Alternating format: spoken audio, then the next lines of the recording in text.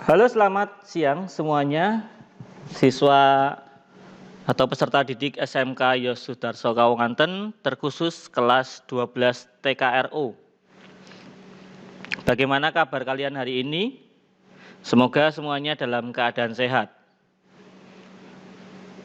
Hari ini kalian masih melaksanakan praktek kerja lapangan.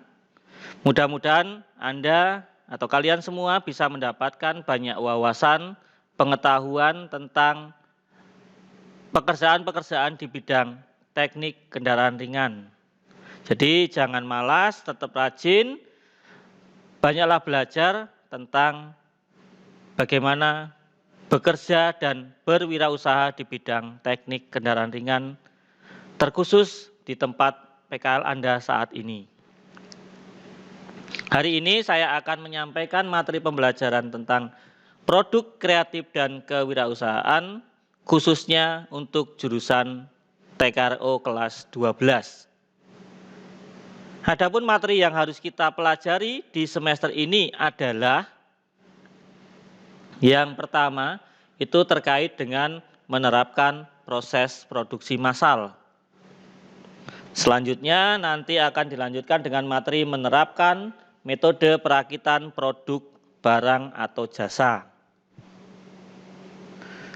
Berikutnya lagi, materinya adalah nanti tentang menganalisis prosedur pengujian kesesuaian fungsi produk barang atau jasa. Terus ada materi juga tentang mengevaluasi kesesuaian hasil produk dengan rancangan. Selanjutnya materinya adalah tentang memahami paparan deskriptif, naratif, argumentatif atau persuasif tentang produk atau jasa.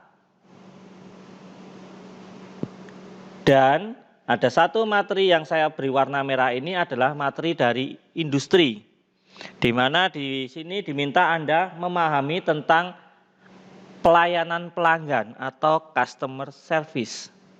Tentu di tempat PKL Anda sudah melihat langsung bagaimana cara melayani pelanggan dengan baik. Oke, saya langsung ke pembahasan materinya. Di pertemuan minggu kemarin dan tadi hari ini saya sudah mengirimkan catatan materi tentang perencanaan produksi massal. Semoga dengan catatan yang sudah saya kirimkan dalam bentuk file PDF yang bisa Anda download atau unduh dari perangkat handphone Anda, tetap memberikan kemudahan Anda dalam belajar, bisa mempelajari materi, sehingga pada saatnya nanti Anda harus mengikuti penilaian tengah semester, penilaian akhir semester, penilaian tengah semester yang berikutnya, yang kedua, dan juga penilaian akhir semester 6, ujian sekolah, Anda bisa mengerjakan soal-soal dengan baik. Nah, terkait dengan perencanaan produksi massal, kita sekarang bahas dulu apa sih sebenarnya produksi massal itu. Produksi massal itu kalau kita urai dari asal katanya terdiri dari dua kata, produksi dan massal. Nah, produksi sendiri itu adalah kegiatan menambah nilai guna suatu benda atau menciptakan benda baru sehingga lebih bermanfaat dalam memenuhi kebutuhan. Sedangkan kata massal itu berarti mengikut sertakan atau melibatkan banyak orang. Sehingga kalau kita rangkum menjadi satu kesatuan, yang dimaksud dengan produksi massal adalah kegiatan memproduksi barang tertentu yang sudah ditentukan standar spesifikasinya dalam jumlah besar melalui serangkaian operasi yang sama dengan produk sebelumnya. Untuk memberikan gambaran kepada kalian tentang seperti apa sih produksi massal itu terjadi, bagaimana prosesnya, mari kita simak dulu satu tayangan video berikut. perhatikan baik-baik tentang proses pembuatan mobil Toyota Kijang Innova dari video di channel YouTube yang saya putarkan berikut ini. Halo Talabers. Pas zaman Orde Baru, pemerintah muter otak gimana caranya pertumbuhan ekonomi di negara kita bisa naik pesat. Salah satu metodenya adalah membuat alat transportasi yang terjangkau bagi para pelaku usaha kecil dan menengah. Gayung bersambut dan lahirlah makhluk ini. Salah, maksudnya lahirlah produk ini, Kijang. Sebuah light pick up hasil kerjasama antara pemerintah dan Toyota. Seperti yang sudah diduga, mobil ini sukses besar di pasaran. Berkat kesuksesan tersebut, Kijang akhirnya bertransformasi dari masa ke masa dengan menyesuaikan zaman dan kebutuhan masyarakat Indonesia. Hingga akhirnya sampai ke generasi ke-6 ini, yang sering disebut dengan Kijang Innova Reborn. Desainnya udah jauh banget ninggalin kakek buyutnya yang jadi generasi pertama. Wajar sih, soalnya udah ngelewatin era yang panjang. Selain eranya, proses perakitan mobil ini juga panjang banget loh. Mulai dari lempengan plat baja hingga membentuk sebuah mobil yang bisa diandalkan di daerah manapun, perlu waktu yang gak sebentar dan tenaga yang gak sedikit. Buat tahu lebih lanjut, simak video kita sampai habis ya.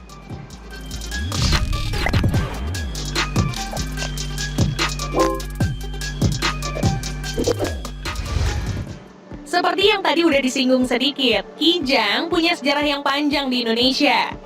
Bermula di dekade 70-an saat presiden kala itu ingin agar industri dalam negeri dapat ditunjang oleh kendaraan-kendaraan niaga. Singkat cerita, Pekan Raya Jakarta tahun 1977 menjadi saksi lahirnya mobil yang kelak akan melegenda ini. Bermula dari pick up yang serba sederhana dengan mesin 1200 cc, Kijang sukses merebut hati masyarakat luas. Melompat ke tahun 1981, generasi kedua lahir, dengan beberapa improvement utamanya di sektor mesin. Generasi ketiga di tahun 1986 menjadi penanda era Kijang yang menjadi mobil penumpang. Nggak lagi berbentuk mobil bak seperti lazimnya disebut banyak orang. Generasi Kijang Super makin gila lagi. Mayoritas orang Indonesia pasti pernah ngerasain namanya Kijang Super. Melewati life cycle yang lumayan panjang, akhirnya generasi berikutnya muncul dengan bentuk yang lumayan revolusioner pula, yang akrab disapa Kijang Kapsul. Tapi Kijang benar-benar berubah total saat generasi Innova muncul di akhir tahun 2004. Namanya aja Innova, pasti isinya inovasi semua dong. Hingga nyaris 11 tahun berikutnya lahirlah Innova Reborn yang hingga kini kita kenal. Banyak yang bilang kalau visi dari Kijang Innova sekarang nggak lagi sama dengan tujuan awal Kijang dibangun sebagai mobil rakyat. Uang udah nggak murah lagi kan harganya? Tapi apa benar duit yang dikeluarin sebanding sama yang dikasih sama Innova baru sekarang? Mending lihat deh nih, pabrik Toyota di Karawang, Jawa Barat yang menjadi penyumbang terbesar produksi Innova di dunia. Semuanya dimulai saat blok mesin mulai dibuat. Sebagai pabrikan yang mapan, Toyota tentu merakit sendiri semua mesin-mesin yang digunakan, meski fasilitas pabrik yang berbeda. Kerennya, material yang digunakan berupa logam daur ulang loh. Hasil potongan bodi yang udah nggak kepake bakal dilebur menjadi blok mesin nantinya.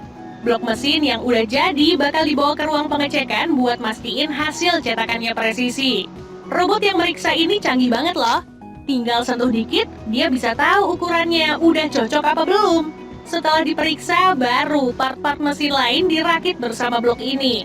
Tuh lihat, ada crankshaft dan piston-piston yang siap dimasukin ke blok mesin. Habis dari mesin, kita ke pabrik bodi.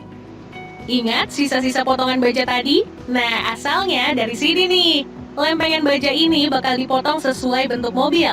Tentunya itu bikin ada sekian persen dari lembaran tersebut yang nggak kepake. Setelah lembaran tadi dipres sama mesin hidrolik berkekuatan ribuan kilogram, lempengan baja tadi bakal berbentuk seperti panel-panel kayak gini. Habis itu, panel tersebut disatukan pakai metode welding atau pengelesan. Bukan pakai mesin las yang buat bikin pagar rumah ya, tapi robot-robot canggih yang udah diprogram sebelumnya. Dengan robot-robot tersebut, dijamin kualitasnya bakal rata tiap unit. Saatnya masuk ke proses yang paling seru. Udah pada tahu dong apa itu? Yes, pengecetan. Tapi sebelumnya, bodi tadi bakal dicelup terlebih dahulu ke larutan khusus yang dialiri listrik bermuatan negatif. Tujuannya buat melindungi bodi dari serangan korosi seenggaknya sampai lebih dari 20 tahun ke depan. Baru deh masuk ke tahap cat yang dilakukan sama robot-robot canggih. Buat Innova sendiri, calon konsumen bisa memilih di antara 5 warna, yaitu Attitude Black Mica, Dark Grey Metallic, Silver Metallic, Super White, dan Phantom Brown. Khusus tipe Venturer, ketambahan Red Mica Metallic.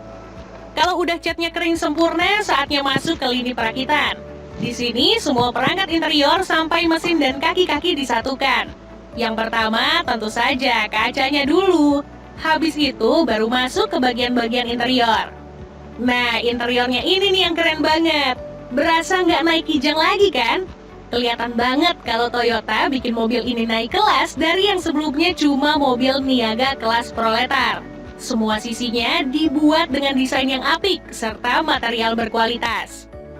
Lanjut, kini sasis leather frame-nya udah nunggu buat ketemu dengan bodi mobilnya. Di sasis inilah mesin-mesin yang sebelumnya udah dirakit bakal duduk nyaman. Ngomongin soal mesin, Innova punya 2 opsi mesin. Pertama, tentu saja 2000 cc bensin berteknologi dual VVTi yang tenaganya 137 horsepower dan torsi 183 Nm. Tapi kalau figur tenaga dan torsi itu buat kamu agak kurang, masih ada opsi diesel berteknologi common rail berkapasitas 2400 cc yang sanggup melontarkan tenaga sebesar 146 horsepower dan torsi 360 Nm. Tenaga dari kedua mesin tersebut disalurkan ke kedua roda belakang melalui opsi transmisi manual 5 speed dan matic 6 speed. Setelah disatukan dengan bodi, karyawan bakal memeriksa kekencangan baut-baut pengunci. Itu penting loh, soalnya berpengaruh banget ke rigiditas sasis. Nanti naikannya malah nggak enak.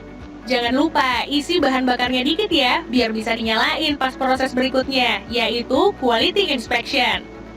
Pertama ada dyno test yang mengecek performa maksimal dari kendaraan yang diuji. Kalau lulus, mobil bakal dipindahin ke pengecekan selanjutnya. Terowongan ini bakal menghujani mobil dengan ribuan milimeter curah hujan buatan. Tujuannya buat ngecek apa terjadi kebocoran atau enggak. Kalau enggak, ya syukur deh, mobil bisa keluar dari pabrik dan siap dikirim. Ada yang dikirim ke dealer domestik, ada juga yang naik kapal buat diekspor ke beberapa negara yang menjadi tujuan Toyota. Tentu, para pemilik barunya udah nggak sabar buat nyoba mobil legendaris satu ini. Buat aku,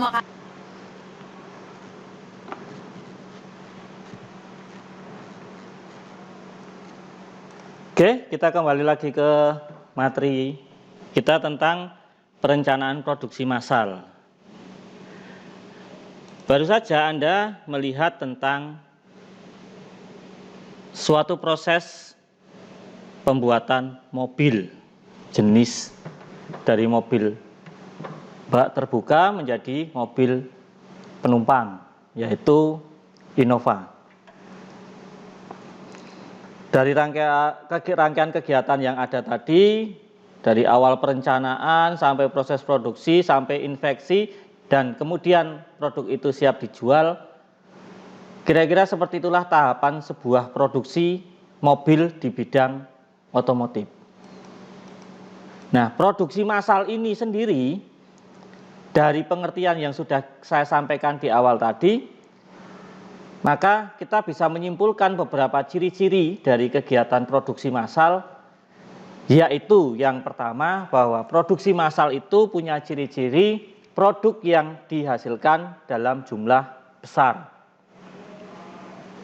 Yang kedua, biaya per unitnya rendah. Nah, kenapa biaya per unitnya bisa rendah? Hal ini juga jelas sekali karena produksinya secara massal dalam jumlah yang cukup besar.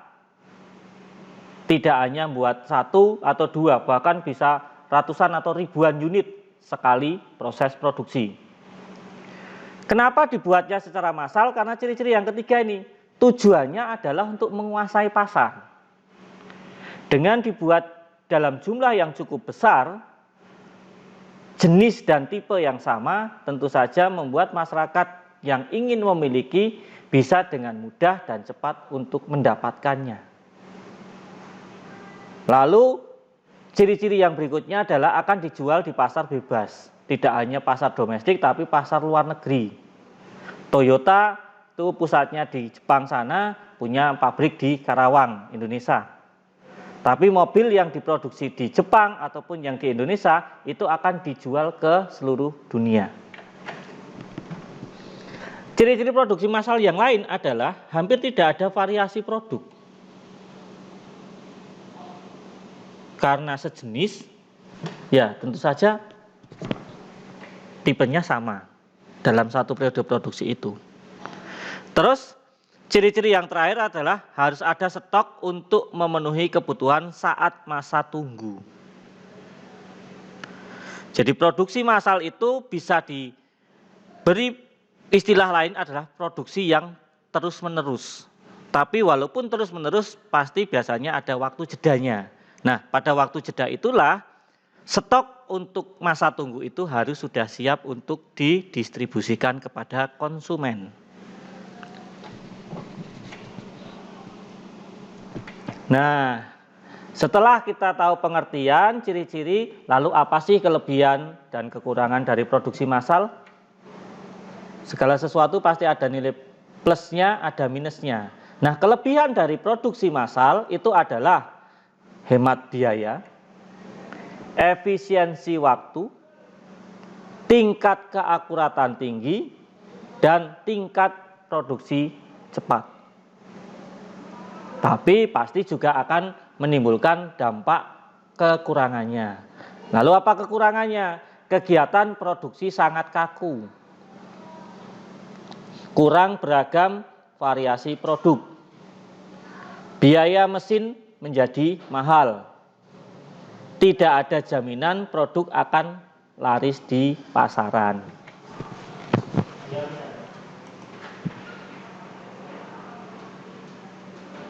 Itu kelebihan dan kekurangan dari produksi massal.